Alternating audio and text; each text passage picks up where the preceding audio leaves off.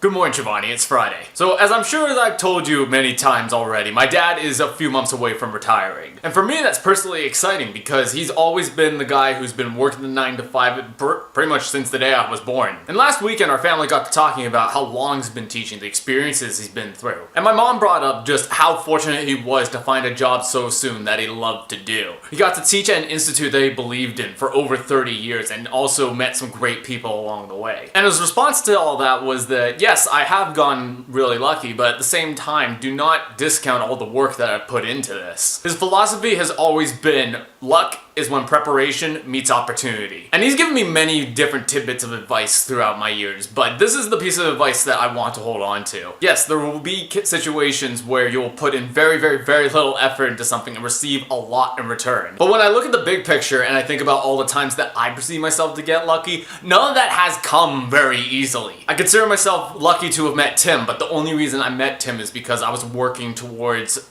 getting better at my poker game. And so I sought him out as a coach and I put in that effort, and because I put in that effort, I made a really close friend. I'm very lucky to be able to play poker for a living, but I would not be able to do it if I hadn't put in the hours and the time to get better. I am very lucky to have met you, but that wouldn't have happened if I hadn't gotten some sort of urge to volunteer at the aquarium. I'm very lucky that I was able to play Ninja with Philip DeFranco, but that wouldn't have happened if I hadn't put in the effort to get out more and be more social. The point I'm trying to make is that for all the times that I got lucky, I was putting in effort into some sort of goal. And I needed a reminder of that this week because late last week, I did not put in that much effort into anything. I heavily underachieved the amount of hours that I wanted to play. I heavily underachieved how much exercise that I wanted to get. I essentially just underachieved everything that I wanted to get done that week. But when my dad reminded me that luck is when preparation meets opportunity, that caused me to step back and think, right, this isn't how I make myself happy. I don't set myself up for anything by watching Netflix and playing Hearthstone for 8 hours a day. I do it by investing in things that has the proper mixture of enjoyment and productivity. Like, the reason I lost motivation with poker recently is that financially I just did not have a goal in mind. I initially had a certain figure that I was aiming for this year, but ultimately aiming for that figure doesn't really matter to me anymore. And when I realized that, I was like, hey, what's the point?